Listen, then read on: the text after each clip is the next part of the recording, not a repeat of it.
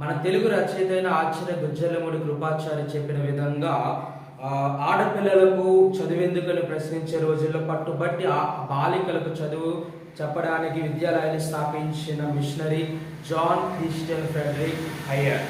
ముఖ్యంగా తెలుగు నేలపై వెలుగు నింపిన మానవమూర్తి ఆయన.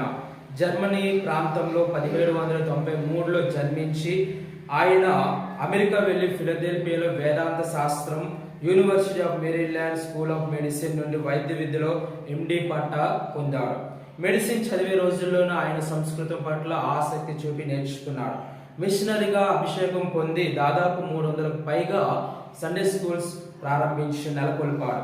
హయ్యర్ చురుకుదనాన్ని గమనించిన మెకానిక్స్ బర్గ్కు చెందిన ది సెంట్రల్ మిషనరీ సొసైటీ వారు భారతదేశానికి మిషనరీగా ఆయన్ను ఎంపిక చేశారు.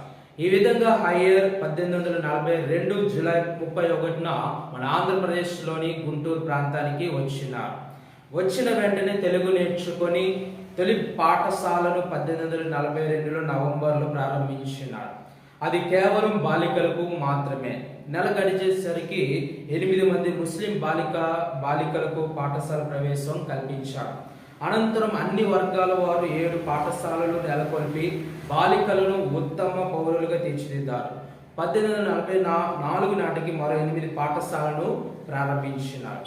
ఆ కాలంలో ప్రసూతి సమయంలో సరైన విద్య లభించగా తల్లి పిల్లలు మరణించిన వాళ్ళే ఎక్కువ. అందుకే గుంటూరులో కొత్తపేటలో 1843లో ఉచిత వైద్యాలయాన్ని తాత్కాలికంగా ఏర్పాటు చేశారు.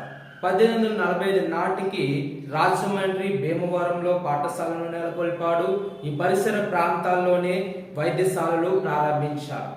ఈ యొక్క హయ్యర్ ఒక ఆదర్శమూర్తిగా దర్శనమిస్తాడు. జీవిత భాగ్యస్వామి ఎంపికలో కూడా 2 పిల్లలున్న మేరీగాస్ అనే ఒక వితంతుని వివాహం చేసుకొని కొత్త జీవితాన్ని ఆమెకు కల్పించాడు. తెలుగు భాషలో మంచి ప్రావీణ్యం సంపాదించి తెలుగులోను కీర్తనలు రాశారని పేర్కొన్నారు.